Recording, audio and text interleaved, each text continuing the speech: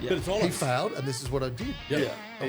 That was gold. Not trying to be the hero, just doing it the way it is. And, Yeah. and I mean, Well, how many times did you fail before you got it right? oh, We're still failing. I'm still right? failing. Yeah. Yeah, absolutely, 100%. How's everybody been? I know we've already sort of kicked that off, but Oh, Jamie. yeah. What did you? I just hear you say you just come back from the high country. Yeah. What an awesome time I had down there. Wow.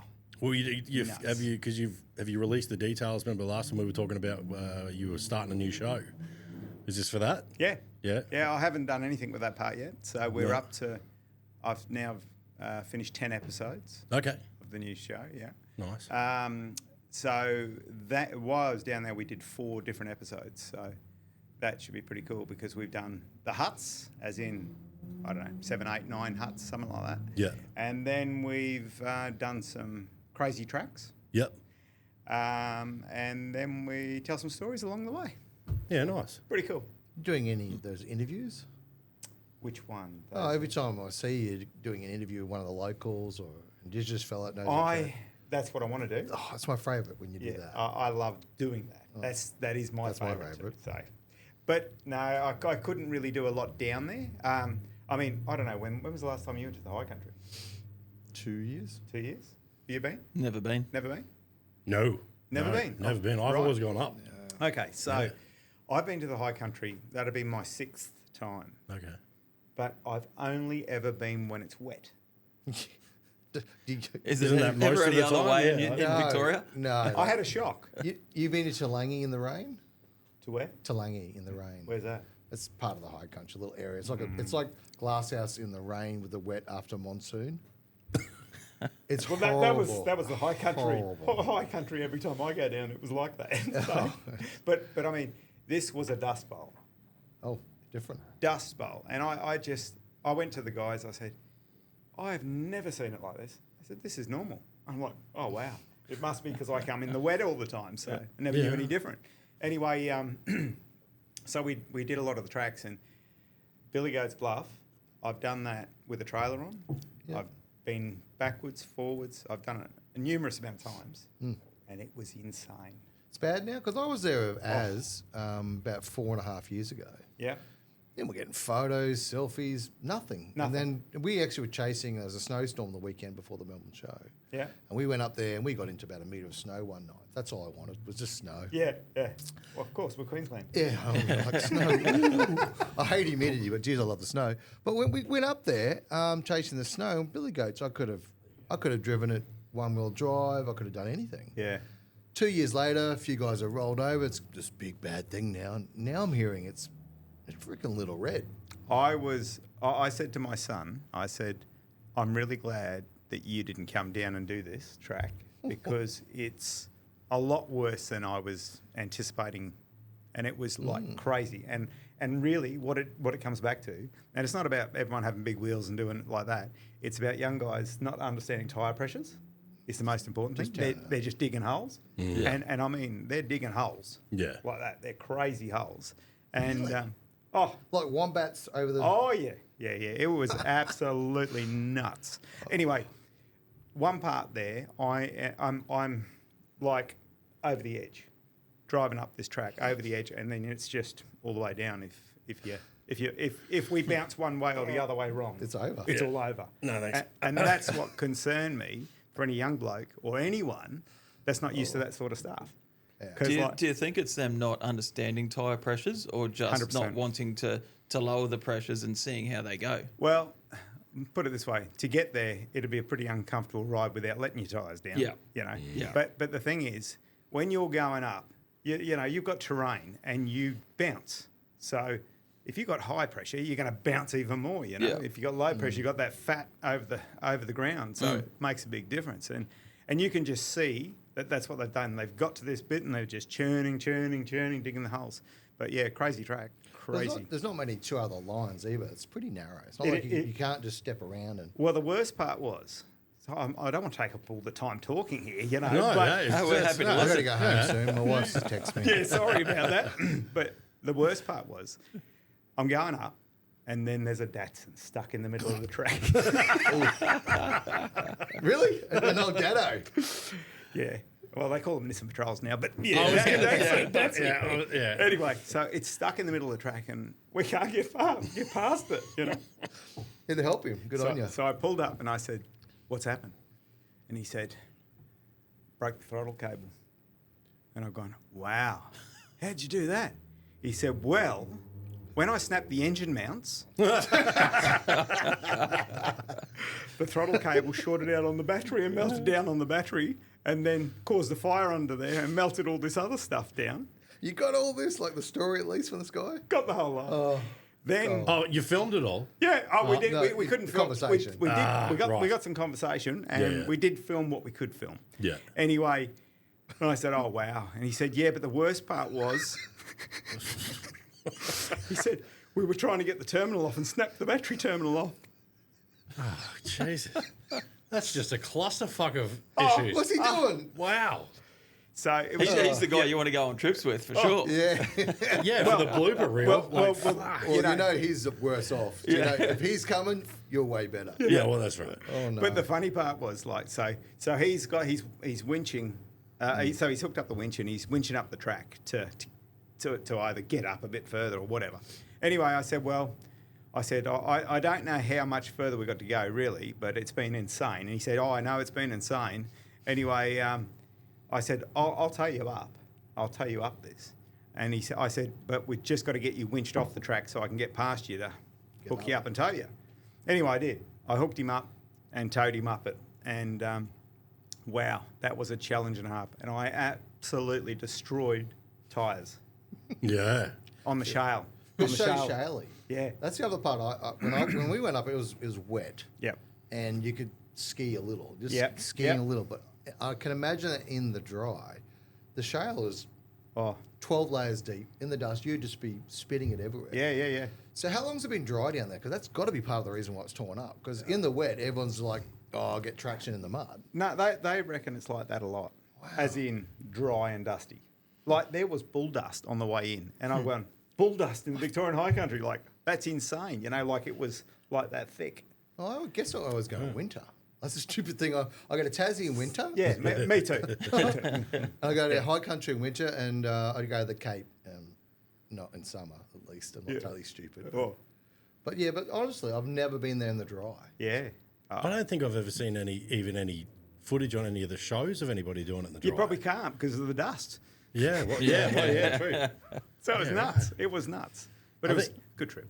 I think that's the tire pressure is a big thing, but you're talking like the young guys coming through, they're putting some mental horsepower down on the tracks, and a lot of them aren't doing the old slow articulation up the hill anymore. They're just full noise, full sand, tearing shit up, which is obviously digging bigger holes. Which 37-inch tyres, bigger holes. yeah, Well, that's how Jamie learnt to drive, and he taught everyone just to forward full flat. Like he's a crazy driver. And I've seen him in Glasshouse. That's all he knows. He's just flat foot. And teaching that's- young kids, aren't you? That Yeah, absolutely. Yeah. What do you reckon they're going to do now? Do you reckon have people started cutting back in Little Red and Big Red yet? nah, mate, that's gone. No, I know they flattened it, but it was Nah, like, that dream's over. is it? And they won't put up with it. I mean, I think forestry's had enough of guys rolling the 80 then trying to sue them on a Monday. I mean, I think at the end of the day, if you Has there been a lot of actual lawsuits or just there's a lot of. If I'm in the forestry industry, yeah? and I got these kids coming and they're rolling cars and putting my staff and my business at risk, I'm going to deal with it. I'm not part of forestry. Don't get me wrong. I mean, apparently my photo's on the wall somewhere there. Did I tell you? It doesn't surprise me You at all. told me, Jamie. You told me you saw my photo on the wall. That's funny. But like, there's Yeah, there's that's responsibility that it's state land, but it's not really ours. So you got to be smart. I've had mates roll on Little Red, quickly drag the car to the road, get a tow truck, and have insurance claim. You can't be an idiot. No. When So all that's that why forestry's You done. did say they were your mates, didn't you? They were. Yeah. were being the operative word. Like when all that happened, there was a heap of, people doing videos on TikTok, YouTube, Facebook, like whatever, about the fact that it had been flattened, and I was like, because the first thing that came out, which has been a big thing out there for forever, is the rubbish, and I was like, they did not flatten that because of rubbish. Like I'm just going to go straight to the source.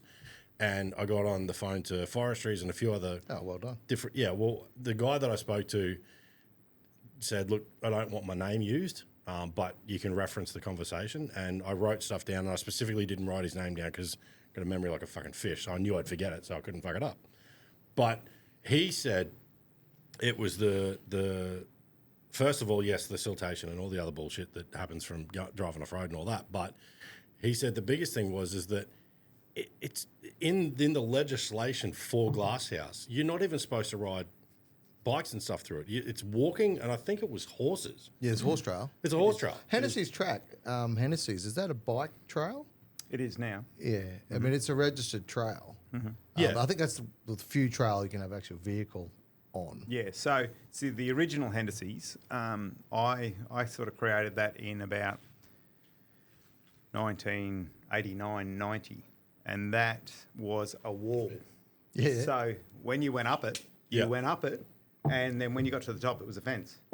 So Oh. you had to sort of edge your way around to come back down it. And we used to go up in a little Suzuki Sierra, and we would go up it, and we would lean forward in the front of the Suzuki to go up, and my mate would hang over the tailgate to go down, just so we didn't tumble down. But yeah, that's how it They're was. dangerous cars.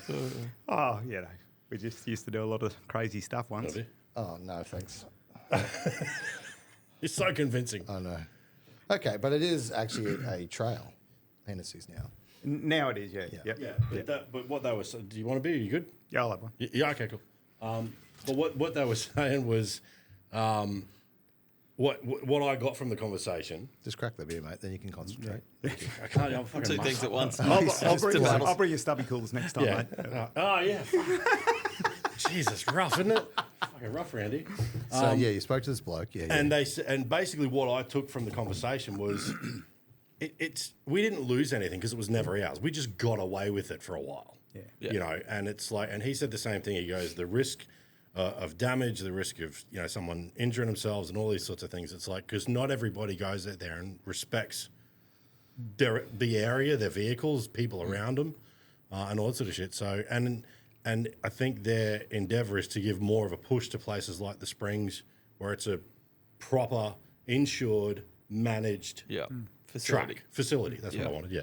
So the challenge in Glasshouse really is, you are on national park, you are on the forestry, and you're on private land. Yeah. And then Australia Zoo's land as well, saying the private, Yeah. and that's their feeding grounds.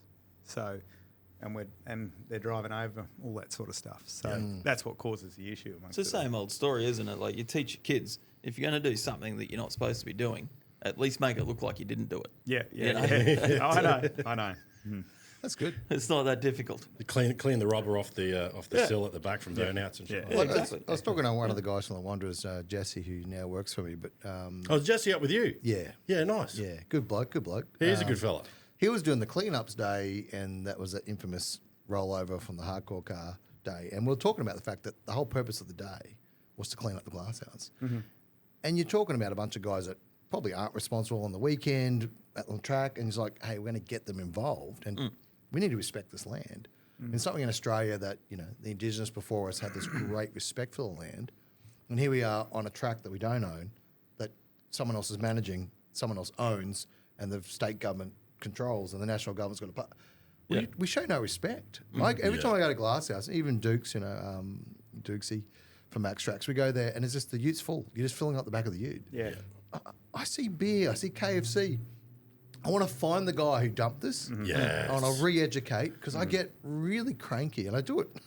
I do it anywhere I go. If I go to your campsite and it's messy, I'm going to tell you. I just cannot believe that. Just clean that's your the shit attitude. up. Just throw the crap on the ground. Yeah. And then if you can't even clean, you look at the ute, you look inside, like there's this KFC from last year in there. There's all sorts of, they don't respect themselves, don't respect the car, don't respect the land. Yep. We've got a big problem. But that goes back to that old adage. It's like, you do some things how you do everything. Yeah. And if their car's a shitbox and it's full of crap, and they don't have, like you said, respect for themselves and their own property, you have fucking Buckley's chance of them respecting somebody anything else, yeah. Especially when they're not going to get pulled up on it, because they can go out there, spend 2, 3, 4, whatever hours, trash the joint. But it's not just the people that go out there and leave something behind from when they've had a day out. last time we were out there we did a bit of a cleanup. There was fucking mattresses out there. Yeah. Like it's like they've used it as a dump. They specifically went there to leave shit. Well, I there. don't understand it. I don't know what Shire that is, but Moreton Bay Council's got free dumping. Yeah. Most That's Shires, the dumb part. you're not going to get arrested for dumping your sofa. I don't understand it. I struggle with it. We, I was part of the And the dump's not that far from Glasshouse either. No, no, it's no. closer. There's 2 dumps within 10 minutes. Yeah. Yeah. Well, I was at the cleanup one year there, and we pulled 244 tyres out Wow. on the cleanup. Yeah, so Tyres are a problem. yeah, because they upped the cost of getting rid of it. It was usually be like $2, $3 a tire. Now it's like 10. Yeah. Yeah. Yeah. So we and- charge about $40 to dump your tyres, folks. Yeah. Please take them home. That's right. Yep. So They what could are they definitely going to improve do with them? Like, Yeah. no one can recycle them. No one wants a tyre swan in their front yard. No. Yeah. You know, where are they What going a tire what? Tyre swan. A tire swan.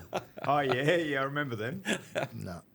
I don't know the answer with tyres, but I just think it comes back to if you've got respect for yourself, you've got Yeah. respect for others, it's not difficult. I just struggle mightily when someone just dumps stuff. Or- Absolutely. I've definitely been out to Glasshouse or Kenilworth, anywhere in Australia, and yeah, someone's broken down. First thing you do is help a bloke. I mean, it's pretty much everyone in the industry is doing. Yeah. But they often go past, oh, the guy's got to try it, not got to cruise it. Oh, let him go. And there's no respect for others. Yeah. I boggle. Yep. Yeah. I'm out of the rat race. I'm having a great time. I don't care who you are. I'm going to have a chat. Yeah. I'm going to help you. Yeah. We were at Fraser Island, and there was what was it? It was around Ydney Rocks, I think it was.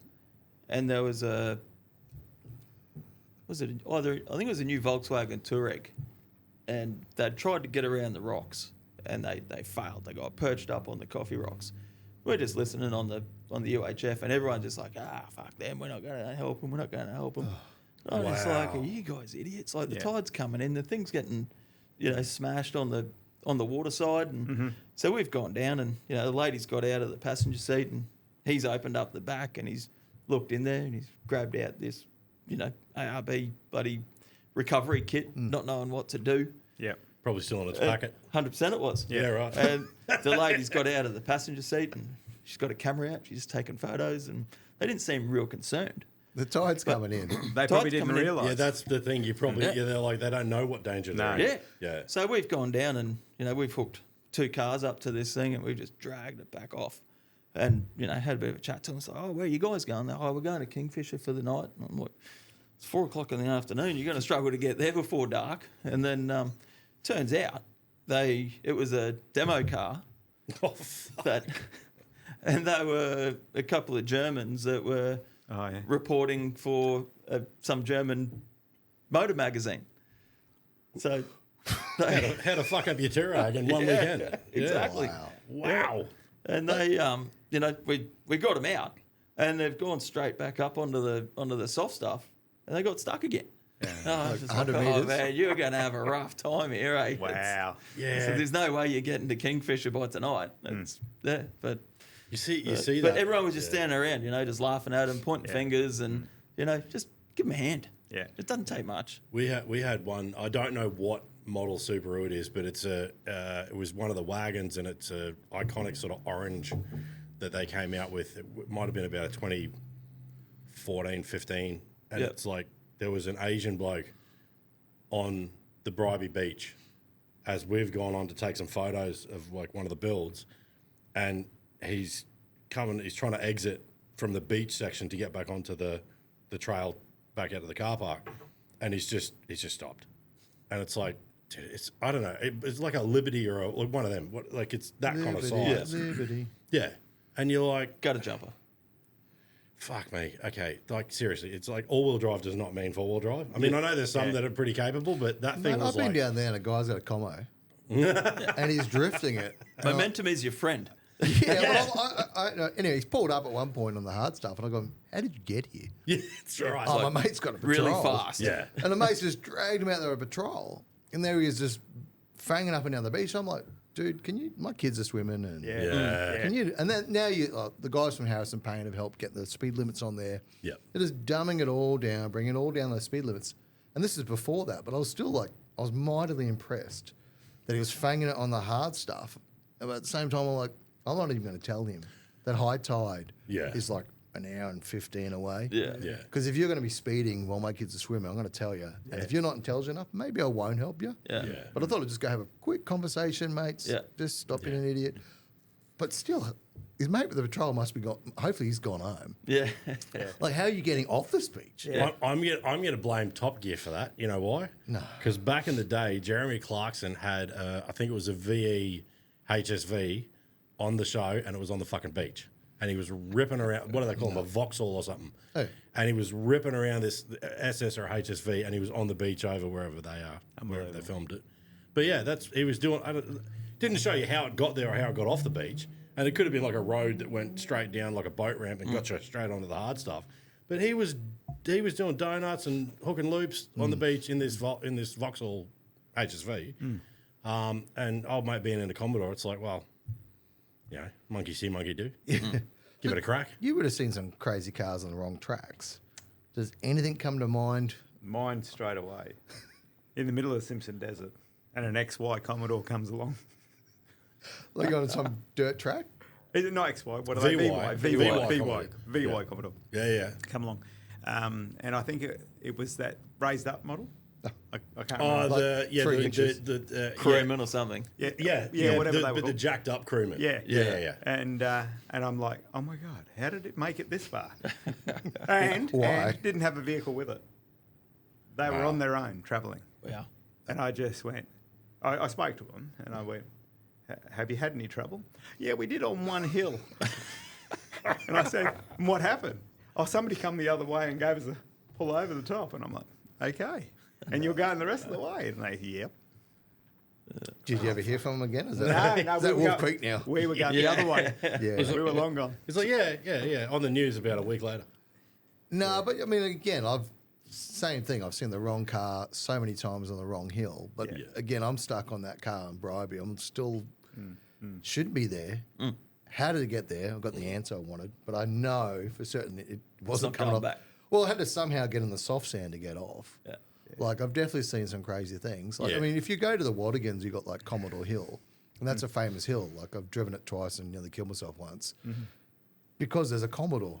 It's people go, oh, it's okay. I'm like, have you ever gotten to the bottom of that hill? Like, Yeah. there's no way a Commodore can get there. And there's 3 of them now. First time was 1, and now there's like 3 because someone said, oh, challenge accepted. I'm getting a Commodore idea. through the Wadigans. This would be great. And then I'm going to burn it and leave it here. Yeah. And you're like, oh. Yeah, no. Well, that was like that Subaru that we had up there. There ended up being a few of us kind of picking the weight up a bit to get him out of the ditch he dug, and then we were like, go, because it was the language breakdown was huge, but it was like, go back and put your foot down and fucking come through. Yeah. And he had one go at it and he got stuck in pretty much the same place, and then we were like, no, go back.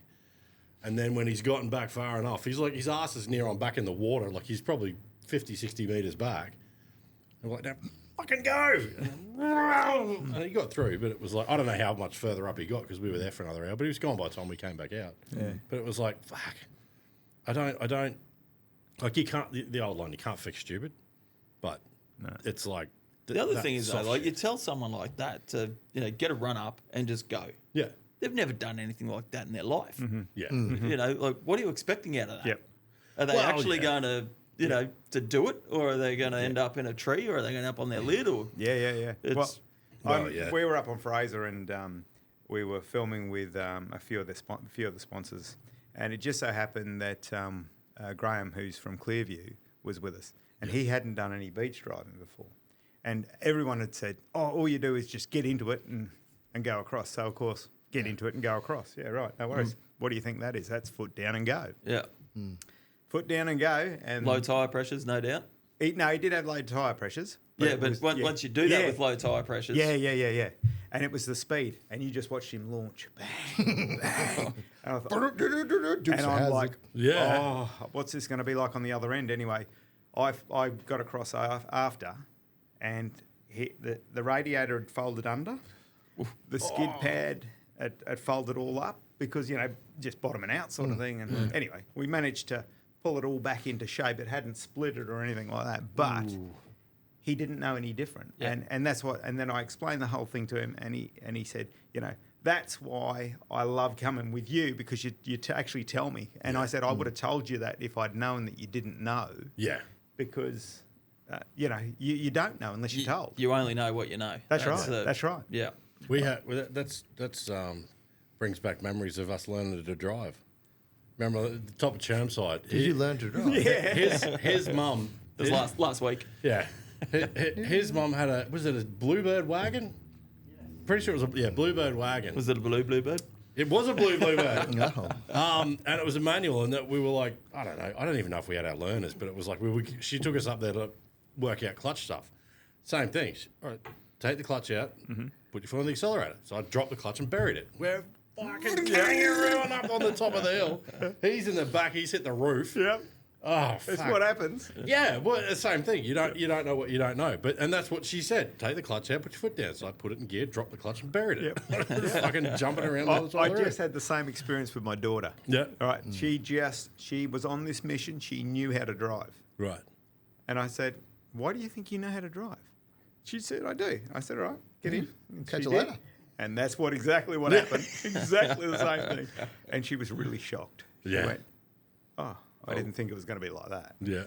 Well, I've got 3 kids now that learn to drive, and eventually get them all on the cruiser because it's actually a really good clutch to work with because it's like 6 meters of drop, and you can get it. And I've taken them out to Dacabin and whatnot, Jaguar, just to do a bit of forward driving. But again, once I learn how to do it, I'm putting them on a hill and trying to get them reverse clutch start it in the cruiser. Once they can do that, they can do anything. Yeah. But they're so scared of the cruiser. But again, the clutch is like this long. I said, just burn it out. It can't burn it out. It's an NPC. It's The clutch is as long as the handbrake. yeah, it's just what car's got a handbrake? I hope it works better. I've never had a handbrake before. Oh, there we go. That's better. I got a set of treadboard chock things. That's all I got. I got an 80, so I don't know what you're talking about. Yeah, but that's the thing. Like, you want your kids to learn. And back to the other point with the springs is, I love the springs. I love four drive parks, and that I recommend most people. That's where you should start. Yeah. Don't go to Glasshouse with Joe with the cruiser because he's going to get you killed.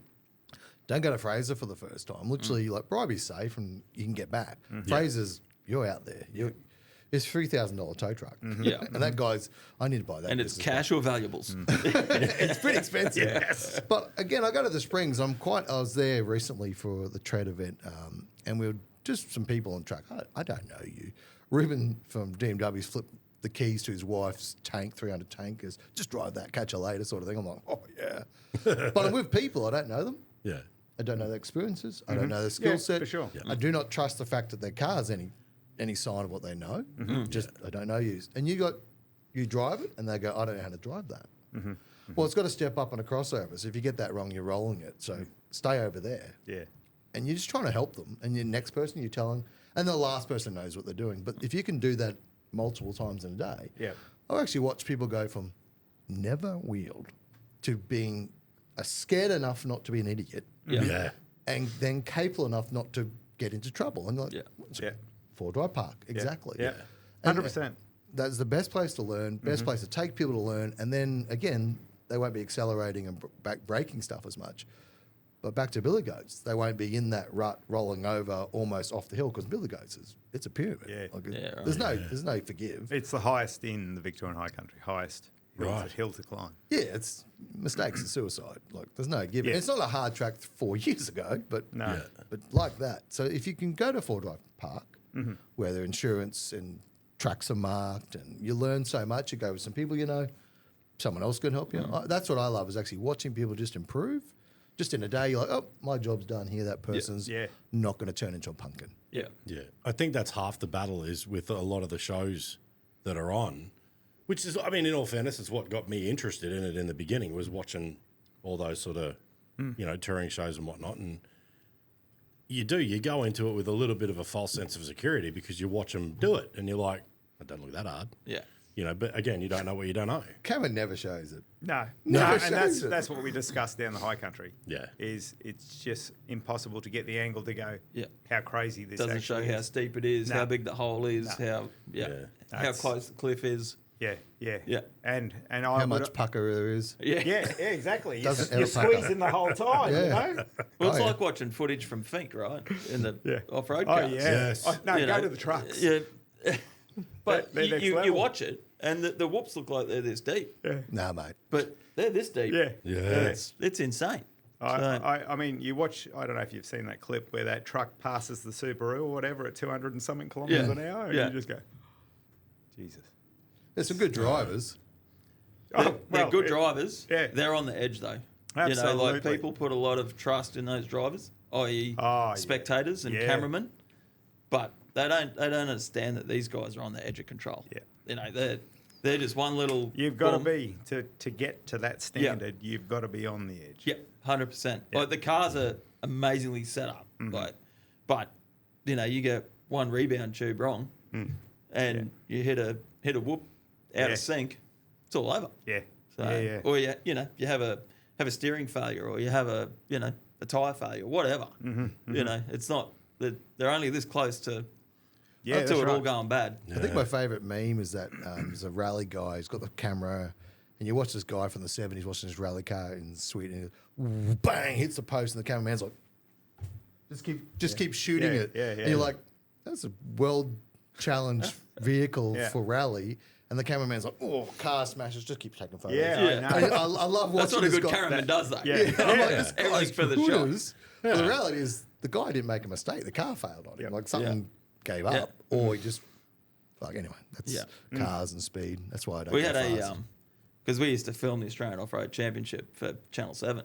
Right. And we had a cameraman hanging out of a chopper out at Gundawindi, and had a cattle musterer was the pilot in an R22. Oh, yeah. And the first thing he said to my cameraman was, "Mate, if you're going to die today, it's not going to be in my chopper." I'm like, oh, here we Hello. go. Because they can, the way Oh, they he's insane. fly. Yeah. Yeah. But he was like, our cameraman, he was obviously harnessed up and Yeah. whatever, and they were going sideways down the straight, just following this car. And the cameraman, he's sitting there and he's telling me afterwards, and he's like, "Man, we're low. All of a sudden, the skids hit a tree and it's just knocked the top of this tree off. And he's like, "It's all right, mate. I just wasn't going to mess your shot up." I like drones. Give me a drone. And then he's gone down. Well, this is before drones, Yeah, right? yeah. Yeah. And then he's gone down the end of the straight, and the track's done a U-turn, and he's sort of come around, and he's got caught up in his own wash, and the thing's just come down, and he's old mate's sitting there hanging off his camera. He's just come down. He's just caught it again, and then he come out of that. It was like, "Mate, I'm never doing that again." Yeah. It Yeah. was- That's an experience. Oh yeah. Men, hey, what a bunch of idiots. just I don't know what's wrong with men. They're just loose. But I mean, that was how we used to do the video filming. Was before the drones. Yep. Was helicopters. Yep. You know, we used to organise the helicopter come in, and of course, super expensive. Yeah. To get the cameraman up there to get the footage, and it was crazy. But Yeah. But even like the action cameras. So this was probably back in 2009. So we were buying these Panasonic Handycams, like $4,000 Handycams. Yep. And we were bolting them to the side of cars, these off-road buggies. Yeah. And like Smashing them like GoPros. You put them on there, and you're just like, righto, I hope this thing comes back. Like we have about 20 grand's worth of these things on like 5 different cars. Yeah. And then, How many GoPros you lost, Jamie? Well, I know. All of them. On a shelf I've got at home, on the ones I found again, Yeah. I've got 6 smashed ones. As long as you get the Times- cards back out of them, that's the biggest thing, Well, right? there's one with a card still stuck in it. It's bent. We bought a drone and we went to Glasshouse for a run one day and blah, blah, blah. We got 45 minutes into getting ready, and I reckon that thing flew for 5 minutes, and my cameraman lost it over just getting to a big red car park just for an opening scene. Yeah. And he cried so hard, I said, "Look, I'll just buy you another one Yeah. the next trip." No. No. Yeah. Next trip, what a scene, yeah, woo, tree. Yeah. That one we found, and that one we got the card out of. The first one was like, Where do they go? they go to heaven, man. Yeah. We lost one. We lost one in Alice Springs. So we were filming over the ranges. Yeah. And the Rangers, like this is sort of early on again. The when early Phantoms that Yep. just used to just stop and Yep. that's it. But because there's so much iron ore in the Rangers, Yeah. it just lost signal. Yeah. And the thing's just gone. Yep. I'm like, oh, So We you had that. didn't go back to home and just yep, just went. Yeah. Didn't know where home was. Yeah. It was interfered with all the iron ore in the range. We had Same the money. same thing. We had the same thing in the Pebbly Desert area. Yeah. It's exactly the same thing. Just off it went on its Yeah. own. oh, it's lovely.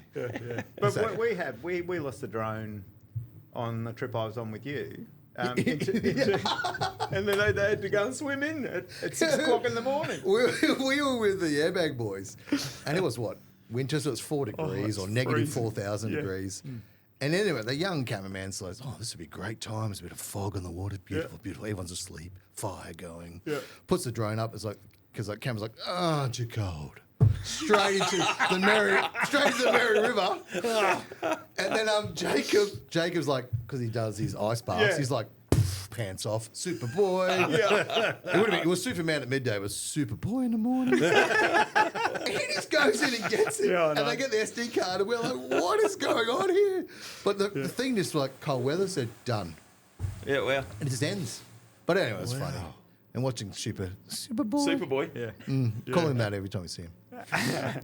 That's crazy. Because they've come a long way. I mean, the stuff that you can get these days is what I would have, but I guess iron ore or something like that, giving you the shits. But if they go off, it's like normally they'll send it back or come back to where they were launched or whatever. But I don't know. I don't know. I think you That's make so more weird. money resupplying drones than you do not resupplying. Maybe it's part of the game. Maybe it's a Yeah. little. 100%. There's a little switch in there that it's like, yeah, this guy's got money. We'll flick that and it'll fuck off. Yeah, well, I mean, what I find funny is you watch the different drone operators, the different cameramen, the way they use it. Yeah. I was filming recently in WA with a guy, and he goes to the edge like it's run out of battery. Yeah. And then they automatically go home and that. Yeah. And Yeah. you hear it warning him. And I said, yeah, I've still got a few more seconds. Okay. And he never lost it once. But I mean, he got to the real warning. Does he get paid per minute for the vision? Or You just know he's going to have to lose one. yeah. Have to. I've only ever bought one and I lost it about 15 minutes after I... And never bought another one. No, well, No. I look, it was probably my fault because, I was like, it can't be that hard. There's up, down, left, right, and, forwards and backwards. Yeah, right. You know? My drama was... Until you can't see it, and then you got to Yes. drive it. Yes. Well, my drama was I bought one that was not really probably for higher wind use. And we're out the front of the old shop and we've just gone up. And then as soon as it got into a bit of air, it was like, woof, over the roof. I'm like, oh, Catch you later. that was fun. Well, first drone I ever saw, a mate of mine put it up. He was pretty excited. Probably not before the go home. Probably forever ago. For how many years ago? I'm pretty young. And he was at Redcliffe, probably Sutton's Beach or one of those beaches there. He goes, watch this. Yeah. Shit. And back then, I don't even know what Maybe that you cost. should have started with a kite. Mate, it's his first run. We went down, fished chips, kids were playing. This is wonderful. Money gone. And he just watched it because he couldn't fight the breeze over the ocean. And he was like, oh. He was so dejected. And I learned from that, I've never personally owned a drone. And I had to buy one for a guy once, who then lost it 5 minutes later at another event. But I've never flown it. Don't want the risk. Don't want to know about it. I don't have either. the skills. I can't even take a photo. No, I started looking into it for the build series stuff was, driving around when we're doing like the ending and you're like, it's all finished. You going up the road or off road or whatever. It was like, it's just, it becomes, you go down these rabbit holes of, like you said, because I don't know how to do them. So it's like, I'll watch some videos, but then, you get 5 minutes into it and I'm like, I'm already lost. Mm-hmm. So I was like, we'll just get a camera and just get another car and someone can just go in front of me and behind me and You do the look laps around. very It's tech simple. savvy. It's no different to watching YouTube to work out how to drive a four-wheel drive, right? Yeah, exactly. Well- That's how you do it. yeah. My drama is I'm normally all right with stuff. If I can see it, I can usually replicate it. But apparently when it comes to technology, that's just, it doesn't translate. Yeah, I have that trouble too. You definitely got the face of radio, not podcasting too. Well, Pretty sure there's four of us here in that, in that boat, mate. I can't use tech either. I'm going to give it to the young fella, mate. My phone. Can you? How do you Apple drop thingo? Yeah. I have no idea. I'm pathetic. No, it's getting a little. But then we're from a generation when it was, they told us that we would always, we needed to learn math because we wouldn't always have a calculator. So now it's like, well, now what are they telling them? Yeah. You haven't got that excuse anymore. Yeah. So I haven't had that. Well, they're one getting in trouble for using AI now. yeah, they're just putting the shit into AI and it's spitting out what do you do when you assignment? There you go. It's how many of them. Well, I did at schools school. have got the software now to go through it all. Oh, yeah, I know. I I think know. you've had a letter at home. I've had a few. No, we haven't had it, but there's definitely a bunch of kids in the cohort that have like typed it up, sent it in, and this is grade 5 and grade 6. The school's literally like, it was written by AI because they literally everything gets submitted through AI to make sure, and then they're like, hey, this is how you write it in AI, and then you write it yourself, so it's not in it. It's like, where's the end? Where's the thought come? These kids are too smart now. Now they've got AI to teach AI how to do AI, and then terminate. And then we're all bugging. Yeah, well, I've still got my Cruiser, mate. Yeah. Yes. I've got a lot of battery in it. Got 3 big batteries. They're terrible. What do you drive? Still driving the 79, the single cab? Still kicking around that, yeah? One of them, yeah. Yeah. Yeah, that's the main thing I drive. Yeah. At the moment, just ordered a new car, but we've got to build that. What are you getting now? Getting a Land Cruiser Prado. Oh, a car. That's why you said car. Oh, Getting the a new, car. the new one? Yes. The new Yeah. Toyota GQ. Yeah.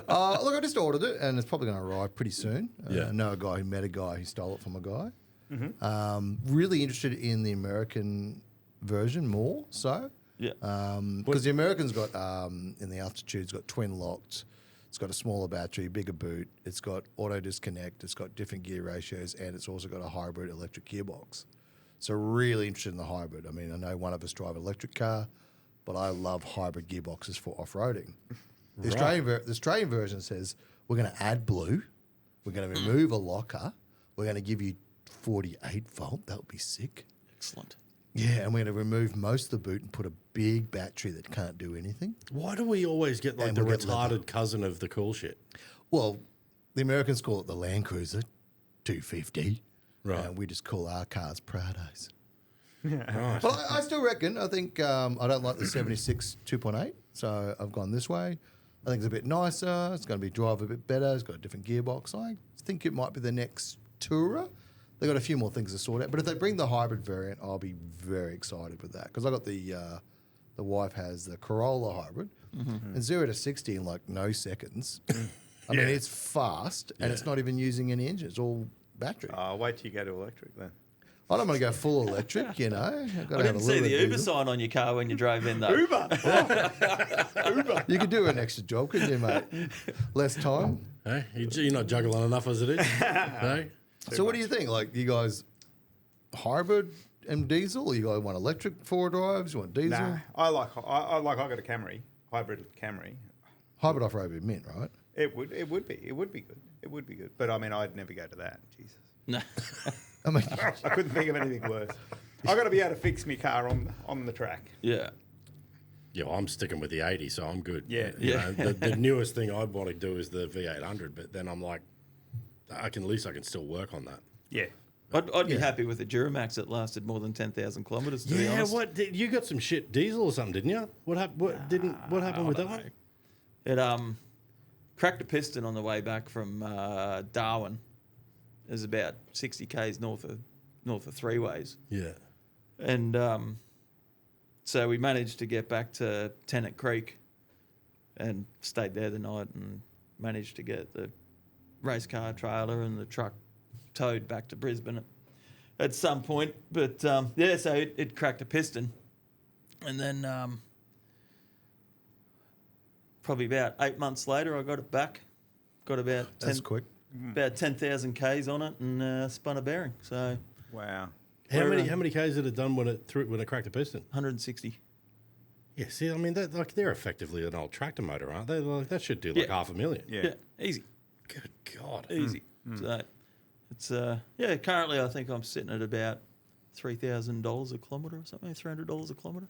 That's pretty economical. Oh yeah, it's good. It's good. I'd be stoked that. Yeah. I'd be super stoked. Yeah, so I'm fully against hybrids and electric. No, I just reckon they'll be good. I think that's the way I want to try. Obviously got the V8, so I think the Cruiser's useless off-road, but they're reliable. They can't flex. But mind you, I've seen you in Glasshouse with your little rig that I remember going, what are you doing? And you're like, "What?" And then he just drove everything. I'm like, oh, my Cruiser's embarrassing. That was a great day. Mate, I started out in Bajas, and we used to get everywhere. But, you know, you get into a four-wheel drive. Like, my first four-wheel drive was a Range Rover, a 1980 Range Rover. Yeah. And I got into it, and I'm like, how easy is this? You know, you can just go anywhere. Self-drive. Like, I don't need to do 60 k's an hour to get through this. I can just put diff lock on and off you go. Yeah. But it was, but the Bajas were fun. Yeah. Holy heck. Yeah, that's like a different kind of adrenaline. Oh yeah. Yeah. Yeah. But you'd get looks all the time. You'd be rocking up on Fraser or Morton, and you know you're going through creeks this deep, and people are wondering how the hell you're getting through it. You're just like, oh, like you pretty much float across most of it, but you got through. What's the weight? What did it weigh? Oh, maybe 1,000 kilos. At Yeah, best, I was going to say 1,400, but yeah. Yeah, because that's my canopy. And my That's right. That's right. Like my 79's like nearly 3.2. Like You when probably loaded. could have fit my Baja in your canopy. Yeah, could have. You know, but you know, I'm mind spec. Yeah, well, this is true. I can go nowhere. I can't afford anything. I like the Cruisers, but no, I'm not. I've never been like my parents got a Landy. Yeah. But your little Defender's just weaponized. Yeah. And it's not even. I've had a good run. You still using it? Would you take the High Country? Yeah, that. Oh, because it's a weapon. Well, is it a Land Rover? Yeah. It's The not a Defender. Land, it's the. I need to get on YouTube more, I think. Yeah, I haven't put nothing up yet. No, you'll get there, but I'm looking forward to that. That'd be Oh, good. no, that'd be good. So you filmed the first 10. When are you starting to drop them? Have you got have you named it yet? Or Oh, it's just going to be the Australian Bushman. Yeah. You know, I will do. I'll start it with whatever we do. You know, bits and pieces, and then I'll move into the real stuff of what I want to do, sort of thing. So just got to start somewhere. So yeah. Where's it airing?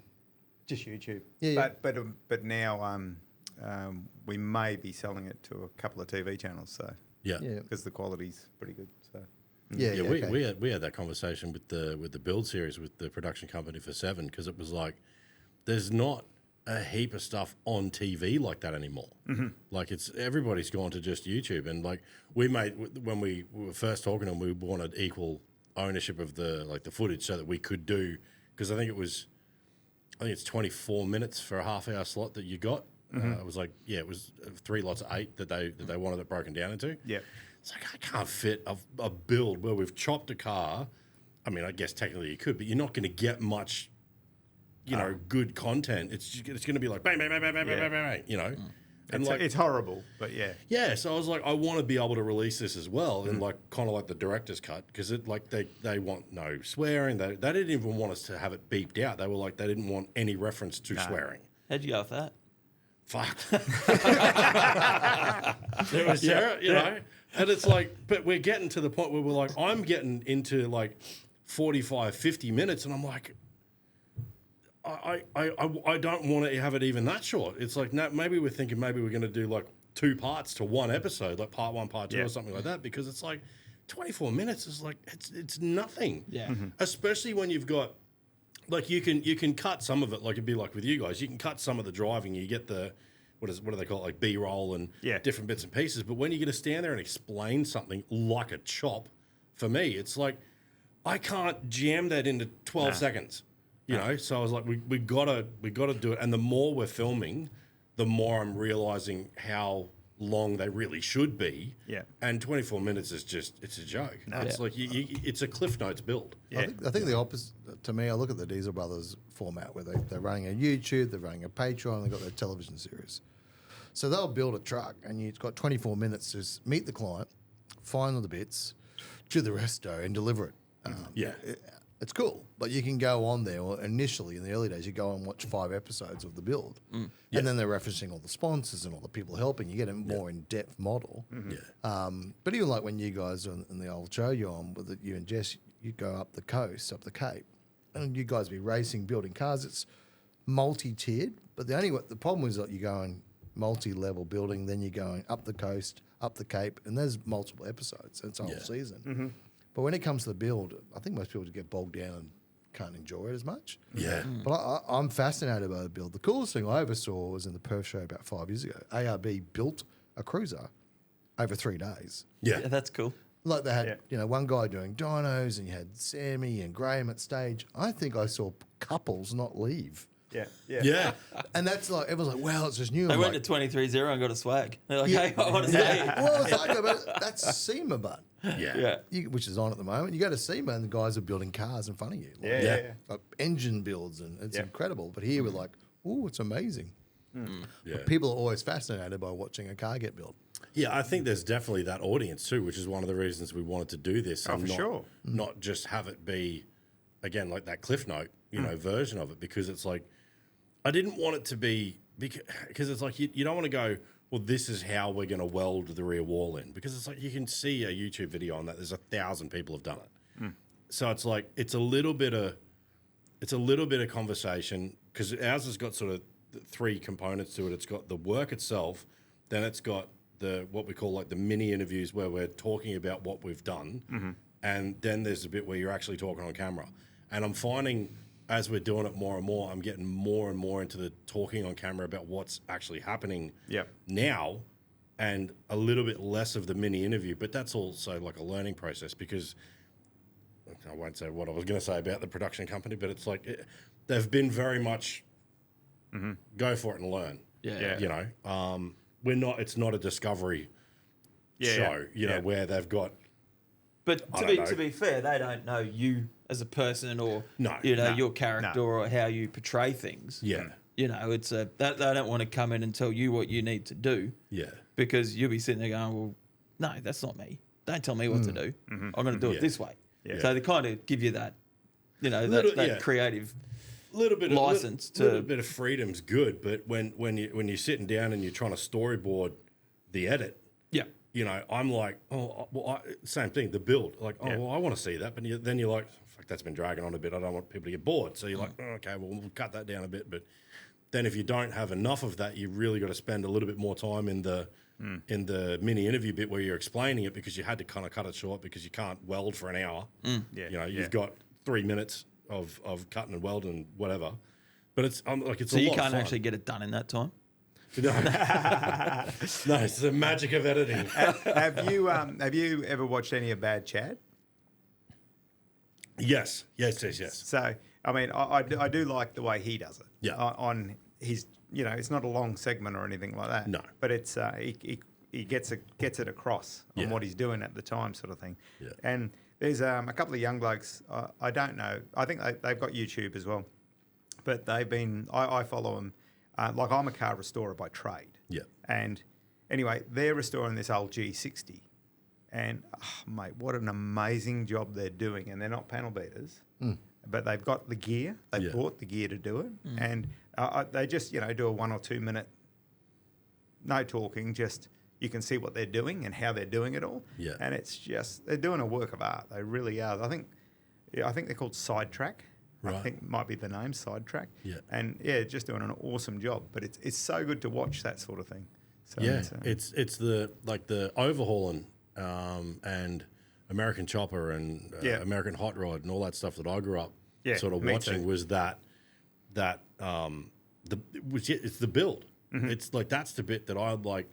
But then there's a fun part when you get into it, and then you go back and watch something like Pimp My Ride. Once you know a little bit, and you're like, that wouldn't have worked. That was going to fall off. Yeah. You know, like Jesus, how thick was the bog in that body line? You know, like it kind of fucks a little bit of it, but for the ones that are doing it right, huh? This is an MTV show. Yeah, Well, like my wife will complain at times because I'll sit down and I'll do something while the YouTube is on. So I'll be looking at a history documentary about blah blah blah, or I'm actually doing a Russian history at the moment, which is what I'm watching all the time. And then at the same time, the next thing I'm doing archaeological digs. And then if you go through my feed, it's this young kid in Mexico, young kid in Sweden building a car, people building cars. And half the people I'm watching, they have no clue. Yeah. And then after about 30 episodes, you're like, this kid's like a pro. Yeah. Because he's got the tools. Someone's been guiding him, and you watch it, and then you watch his channel go from 10,000, 20 to 100,000. He's getting the views because people want the old school. I can go watch MTV. Yeah. I get my 24 minutes of whatever. Yeah. But you watch this person progress on their build, and then the problem is that they finish the build, and there's no more channel. Yeah. Yeah. You're like, oh, go do another build, but the kid's broke. Yeah. He's got to sell his dream car that he's only just built to fund the next one. You're like, please build. Someone Yeah. needs to jump on and fund his next build. Yeah. But that's what I love watching the young kids have a crack. They might not have the boilermaker, blacksmith, the skill set. Yeah. And you watch the car, you're like, this thing's immaculate. Yeah. And I love that. Like, even the guys at Mighty, what are they called? Mighty Mods, back in the early days, they're doing crazy stuff. Mighty car mods. Yeah. They're doing some crazy stuff, but I want to go back to, I forget the guy's name, just built a 45 series, and he's got a decent YouTube channel now. But watching this guy come up with a CAD drawing and not work, and then still putting it up on air that he didn't work and had to do another one, Yeah. Yeah. you know, that's YouTube. That's That's real. gold. Yeah. That's real. Yeah. But it's honest. He failed, and this is what I did. Yeah. Yeah. That was gold. Not trying to be the hero, just doing it the way it is. And, Yeah. and I mean, Well, that's- how many times did you fail before you got it right? oh, We're still failing. I'm still right? failing. Yeah. Yeah, absolutely, Yeah. 100%. It's the same thing. Like you take it with a grain of salt. People love it because it's honest, and you go. I go at it with everything. It's like, you either win or you learn. That the first episode for the build series was that old white GQ we did up there. I built that all custom tray and everything like that. But I thought that was a new product. That's good. But there's two bits of the old headboard that I originally built that are sitting out there against the wall because I got the pitch just a bit wrong. Yeah. And when I walked the headboard around, because I did a headboard and then a removable rear, I walked it around. I was like, how is that like a foot wider than the car? Yeah. Oh, the old 100 mil trick. And I was sitting there and I'm like, oh, thank fuck I filmed that. It's like I've got a whole new series of blooper fucking reels. Yeah. But it was like, and I walked, and I had to sit there for a minute and just go like, I still don't know what it was that I did wrong. Anyway, I cut it up and redid it, and it all worked out at the end. But I was like, that's got to go in there because it's Yeah. real, because it's also fun because I'm like, there's that section probably won't be a part that hits the TV because it's like it'll be mostly. My swearing will sound like sirens going off because it'll just be beep, beep, beep, beep, beep, beep, beep, beep, So, beep. so you've Morse actually- code. You've got somebody. You're going to put something on TV, are you? Yep. Yeah, so we've got the podcast to be long form because it was like for me, for everybody that got involved, like when Clayton got involved with method and all that, I was like, it can't just like, I mean, if you've got 24 minutes, I mean, I know we're going to do the kind of the director's cut, but I was like, if you've only got 24 minutes, it's like, how long can Wheels be on TV? Yeah. You know what I mean? Like, Yeah, I do, It's like, I do. and I was like, I wanted to get, and it all sort of started originally with Barney, but I wanted to get like a long form conversation about either the personality or the brand or the product or whatever that was history of where it come from, where it's going, and all that sort of stuff. Because where it started with Barney was when him and I met at, I think it was the 2018 four-wheel drive show. Like, and I still, because I'm still a fan, like I rocked up, waited in line, and then we held up the line for fucking 20 minutes talking shit. And I was like, take a chance, gave him a card, and I'm like, look, if you're ever going through Brendale, there's always cold beers in the fridge. I'm like, he's never going to fucking show up. And he showed up. He found out he had no friends and come over. His afternoon cleared up. But then, we killed a heap of beers, and one of the things I said to him Oh, was, you it's did. I like, drove home that night. Responsible. but I said to him, I'm like, when you guys are doing a show, how many times do you guys get asked the same fucking questions? Yeah. And he's like, oh, dude, you just, it is what it is. It's part of the role. But I was like, imagine if we could do like that long form where you can go through some stories and tell some stories, and it's like, and it's out there for everybody, like hit some things that people want to know. I mean, it doesn't stop people asking stuff anyway, but it's like, it's still, that was where it sort of starts, where the idea started. Yeah. And then that It coupled probably with the generates show. questions for people to ask as well. Yes. Obviously, it's like anything. The more you know, the more you need to know about something. So, it'd probably just bring a different level of question to the people, which is good. You know, if you've got the right product, the more questions people ask about it, the better. Yeah. I definitely find when a client comes to the office there, they walk in, I know there's generally two types of clients. very raw, asking the very initial question that I've been asked 100 times. Yep. So walk them through the journey of what they're doing, what they want, where they're going, go for it. Then you get the next guy who's 90% educated. Now, he can be dangerous. They're difficult. Yeah. He can be dangerous, but he can also be on point because then you go, right, is he buying?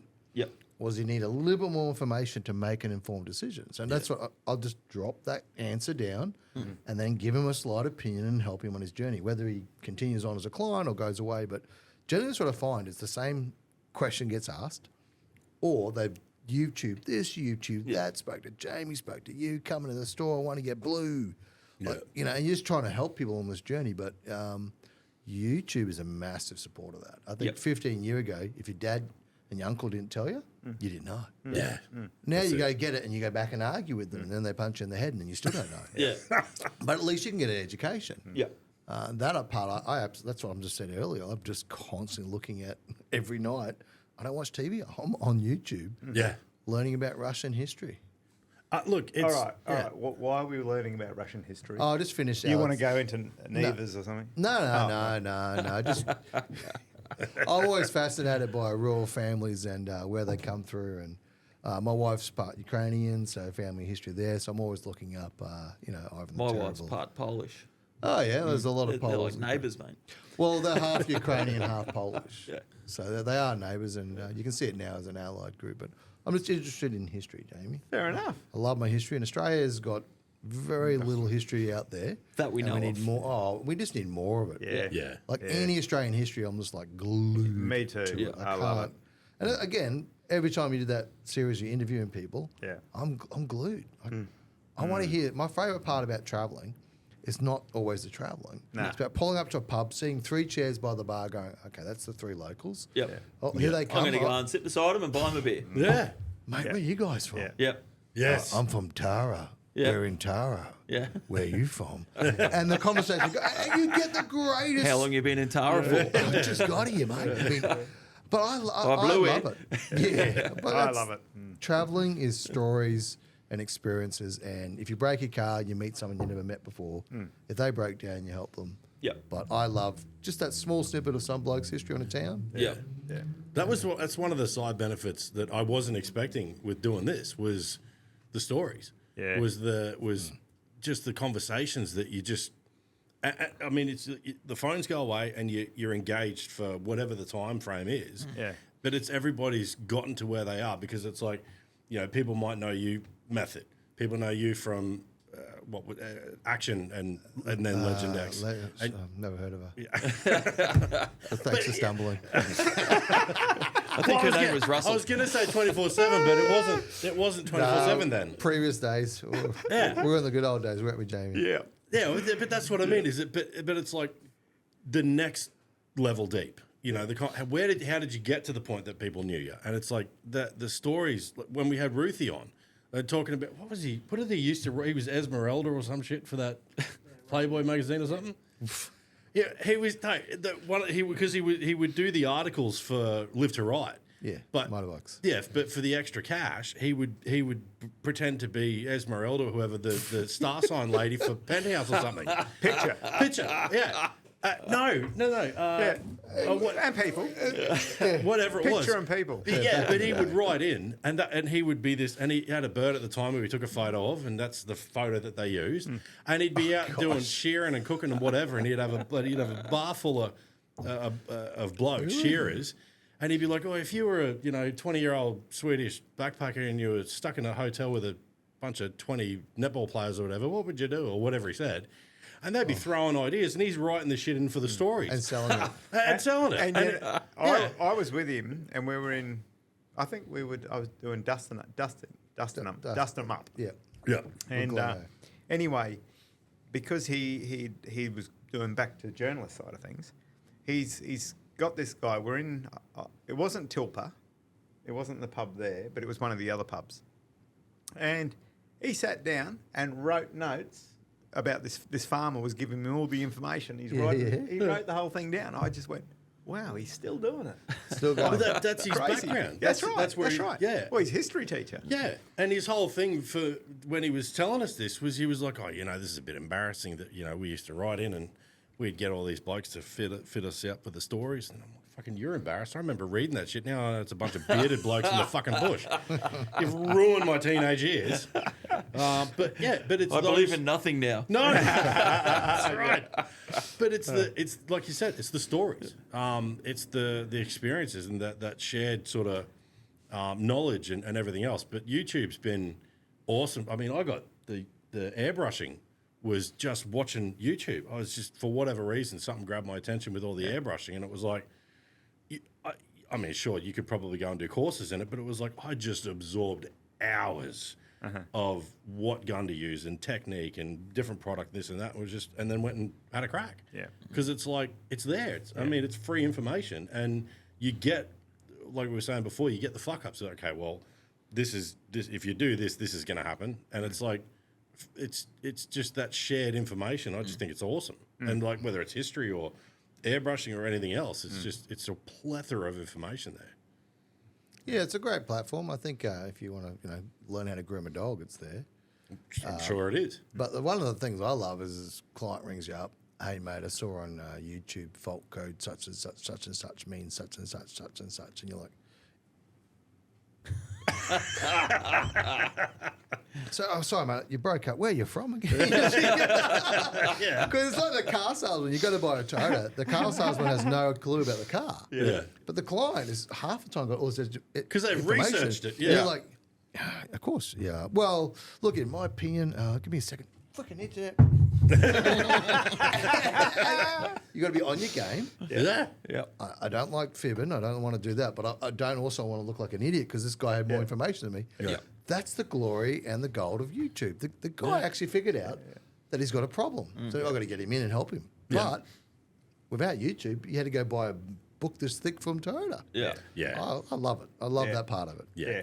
absolutely. That's the one thing I sort of speak to our sales guys about constantly is if you don't know, don't pretend to know. No. Yeah. Because these guys are going to eat you up. Yep. Like just say, oh, just put it on hold for a minute, mate. Go and YouTube talk it to yourself. Yeah. No. But if there's something that, that none of our sales guys know, no one knows. Yeah. That's Yeah.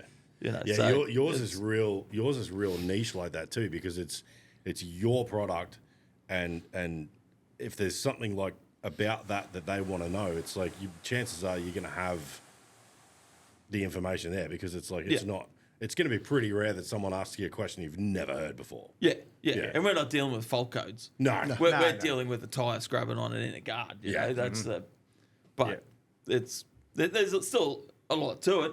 But if our sales guys don't know, no one's going to know. Yeah. So It's always the customers are always going to prefer, unless they're a dickhead, but they're always going to prefer, mate, I'm not sure. Yeah. Give me a minute. Or give us your number, I'll call you back. Yeah. Then bullshit. as soon as you start to bullshit them, You're done. they're on it and they don't trust you anymore. They're That's out. it. Yeah. But I mean, in business across the board these days, it's really hard to get professionals that actually know their products and stuff. Yeah. Yeah.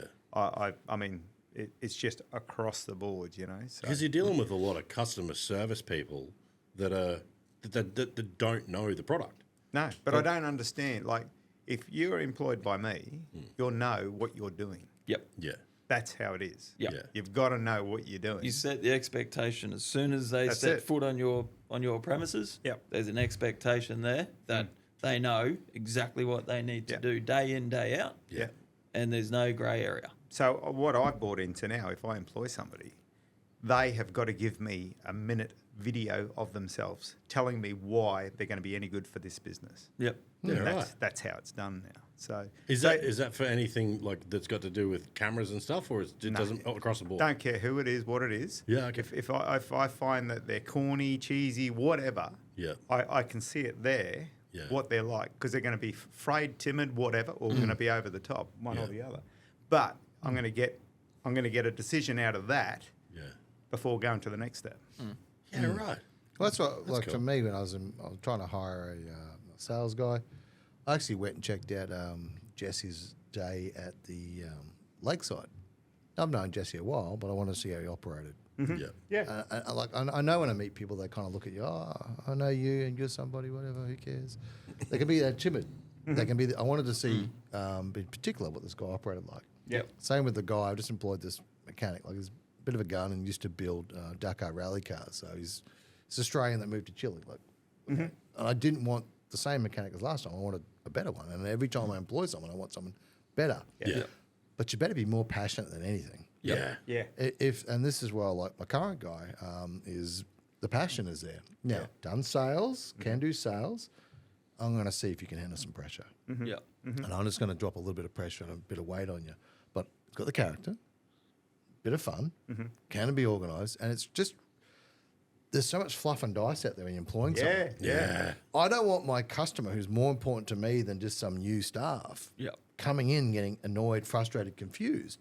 I need them to have absolute clarity of the Legendex experience. It's we're creating solutions so you can get out there and go wheeling and forward driving and camping. Yep. Yeah. That's what we do. That's our model. Yeah. Creating a lifestyle, you're creating an experience. It's Yeah. just something when someone, like, for me, when, my GMC blew the engine, it was a horrible experience. You know, like, Of course.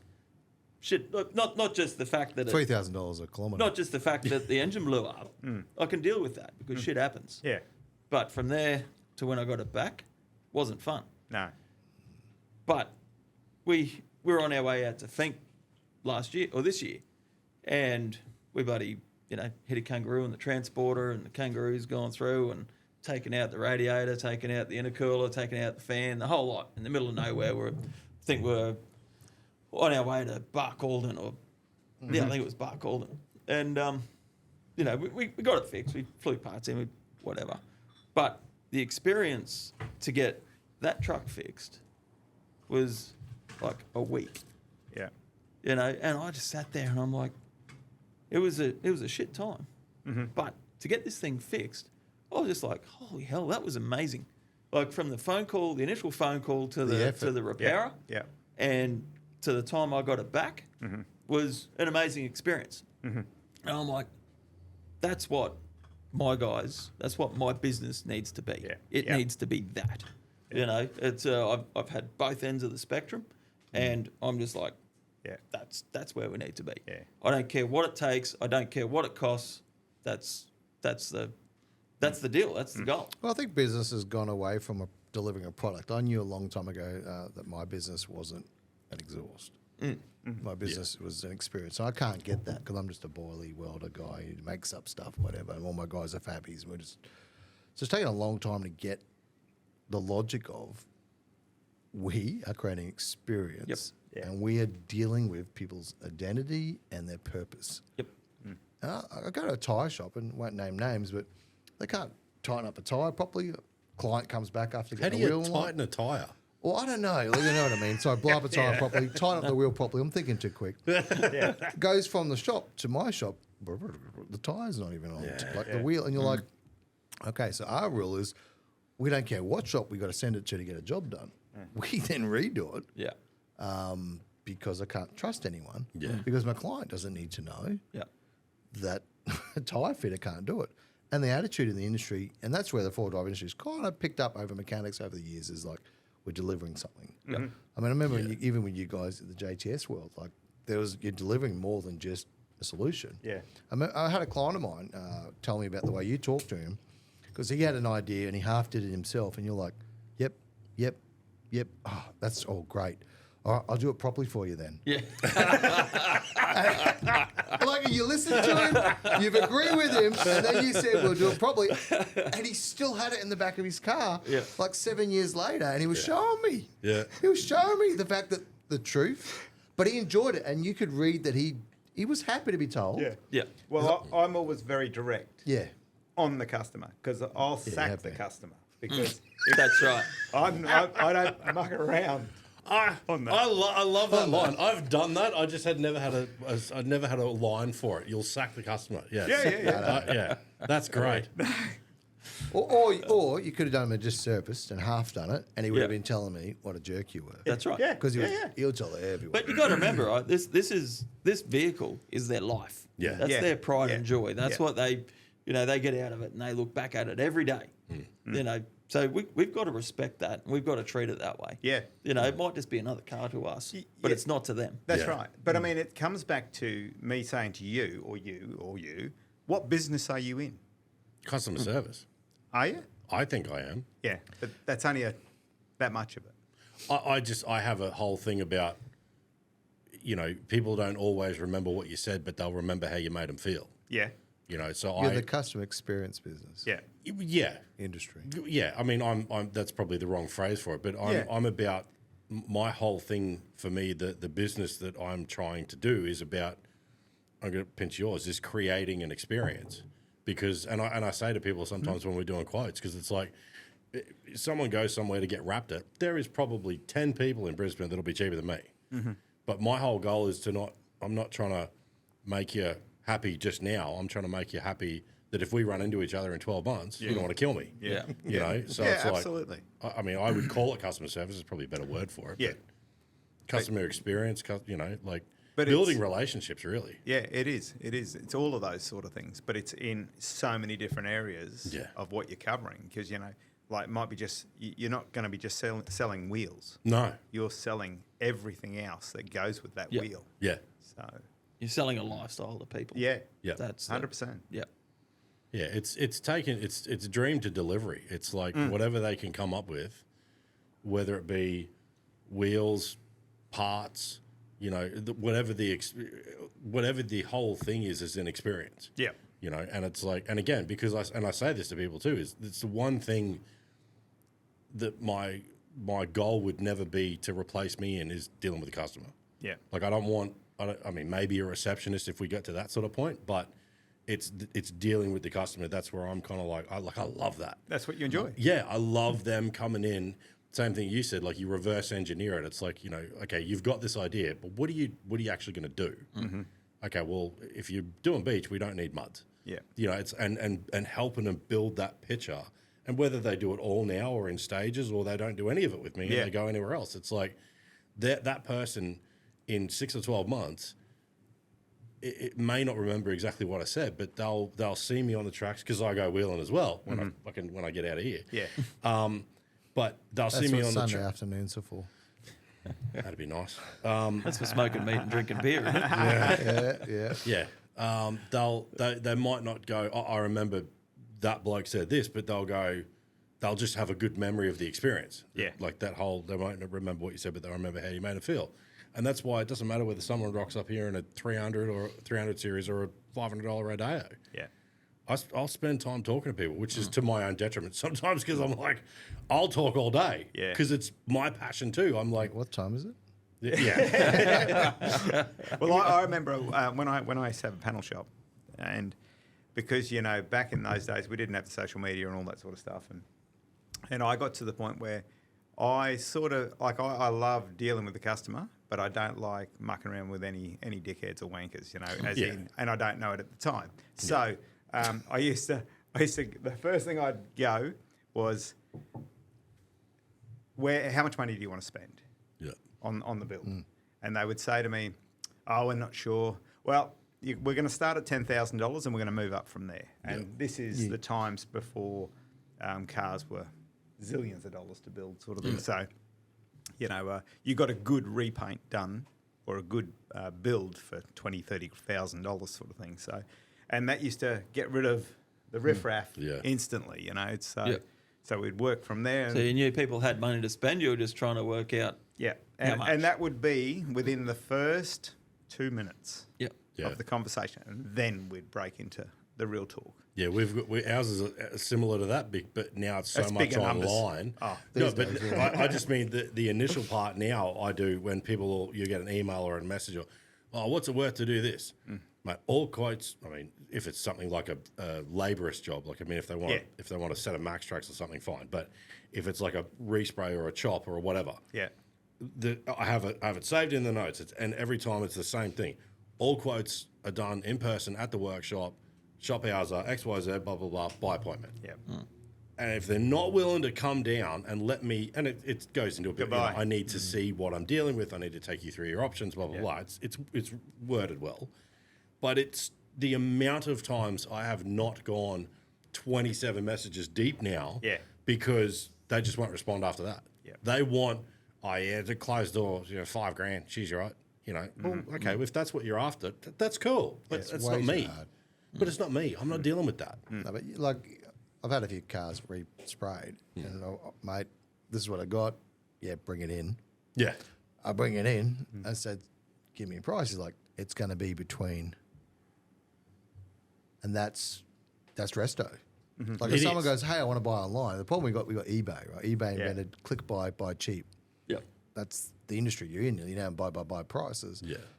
But resto or builds or any quality added business, it's hard to. Well, I've done a few quotes recently where the guys are getting Y62. We've got some efforts going on cars. We've got some wheels. The guy's spending $60,000 on a car that he spent $100 on. Yeah. I got to get to what's the budget? What do you want to achieve? Yeah. And what am I going to cut off? Because you just told me about $300,000. Yeah. Yeah. 'Cause, Yeah, that's right. I just watched an episode of Big Dogs Build, and can't afford a Chevy. I've got $900,000 to spend. So you got to come up with a strategy. Yeah. As I really enjoy getting the picture, journeying all the way through it, shaking their hand, and they come in for their first service with our business after they've had it built. And the wife comes in and says, it was your car the whole time. I knew that. But Yeah, my husband's got a big dog Chevy. and they just want to spend all this money on the car. And I'm like, how do I make it comfortable for the wife? And how do I make this?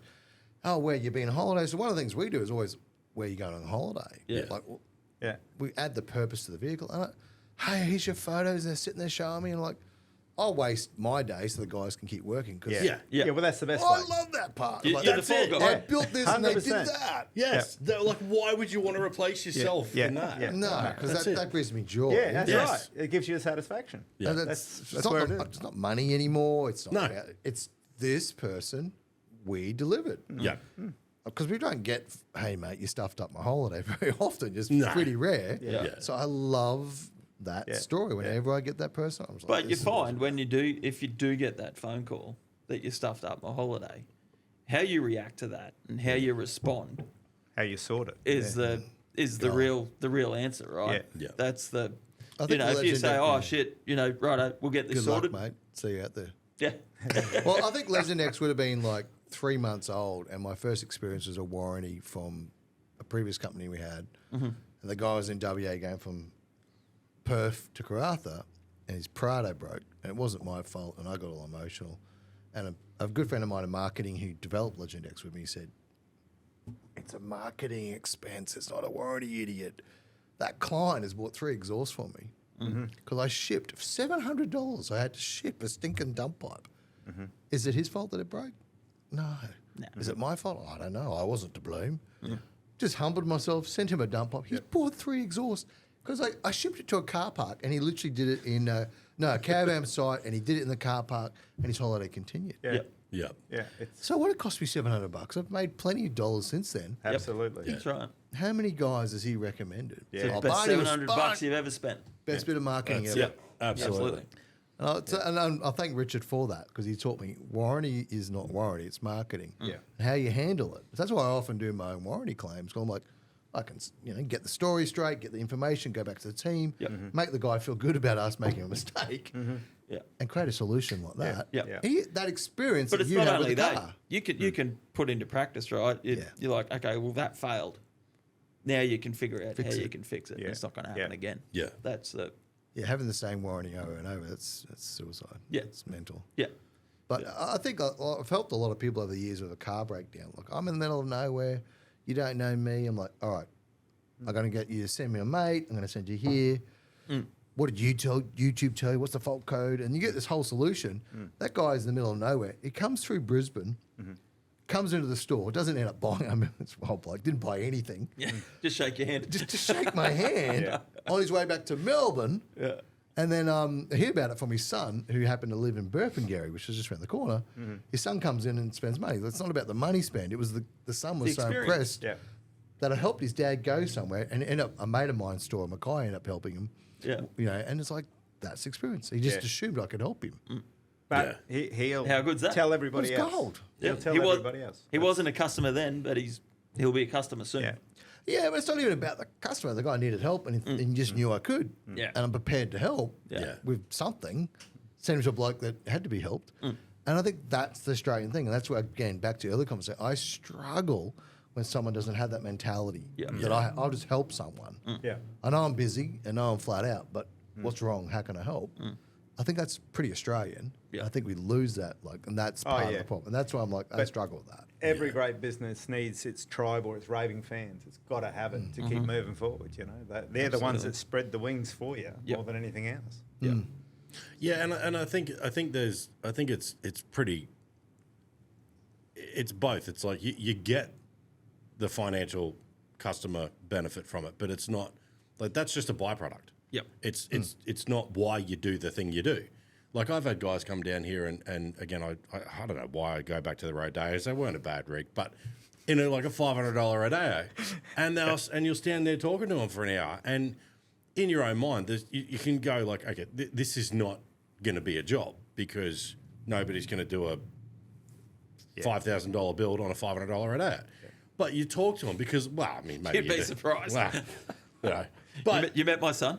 I was going to say, well, my son might. Look, and I say that, and I'd probably do it too. But it's like, but you spend that time with them, and you go like, they're not going to do a $5, $10, $15, whatever $1,000 job on this thing. Yeah. Maybe they don't really, have the dollars to do any of it, but they've watched the shows or they've seen advertising or they've whatever, and they want to do it. And I'll throw them a hat and a shirt and whatever, and it's like, even though, okay, yes, there might be a byproduct down the track.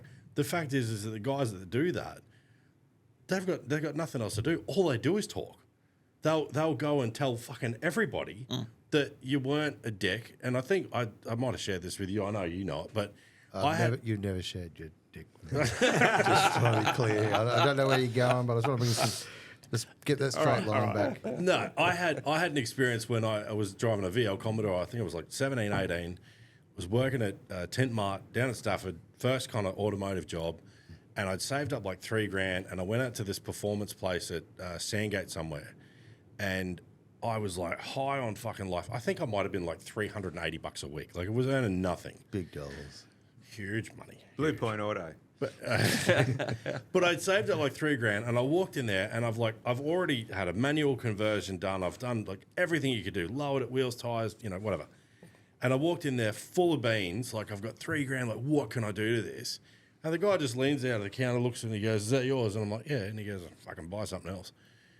And I just went, "Ooh, you're a dick." Yeah. Yeah, exactly. I was so gobsmacked that I don't even know that I had a response. I think I just went, "All right," and walked off. Yeah. Like, I'm never going to fucking let anybody if I ever have in that moment, I was like, if I ever have a business, I'm never going to have a customer leave feeling like that prick made me feel. Yep. I was like, Is he still going or is he gone? I honestly don't know. He's well. I would say he's probably gone.